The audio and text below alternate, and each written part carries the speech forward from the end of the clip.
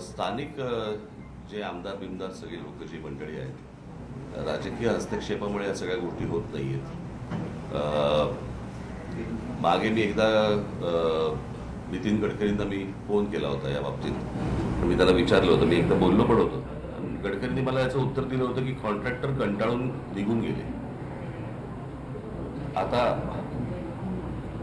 नितीन गडकरी जे या रस्ते आणि या सगळ्या गोष्टींचे केंद्रीय मंत्री आहेत, ते जर समजा कोकणातल्या कंत्राटदारांबद्दल कंटाळून निघून गेले असं जर म्हणत असतील तर ते कंटाळले कोणामुळे,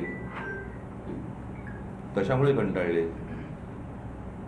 आत्तापर्यंतचा रिवाज असा आहे की तुम्हाला जर रस्ता बांधायचा असेल तर ज्याला लँड ॲक्विजिशन म्हणतो, ती लँड ॲक्विजिशन ही सरकारने करून द्यायची असते आणि मग पुढे कंत्राटदार ती गोष्ट करतो.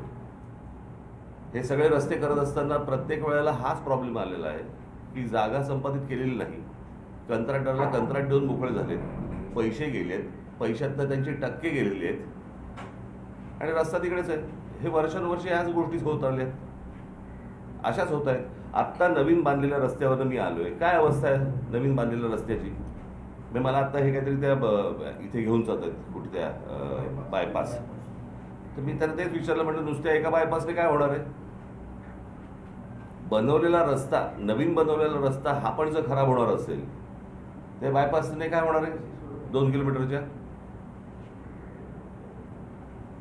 काय आपण राज्य म्हणून हे माझ्या राज्यातलं आहे, हे नीट व्हायला पाहिजे, चांगलं व्हायला पाहिजे, याच्या दृष्टिकोनातनं विचार न करता याच्यातनं टक्के किती मिळतील या गोष्टींवरतीच जास्ती विचार आहे. आमच्या जमिनी कशा विकल्या जातील, जमिनी घेऊन ठेवायच्या, हेच व्यवहार नुसते सुरू आहे. तो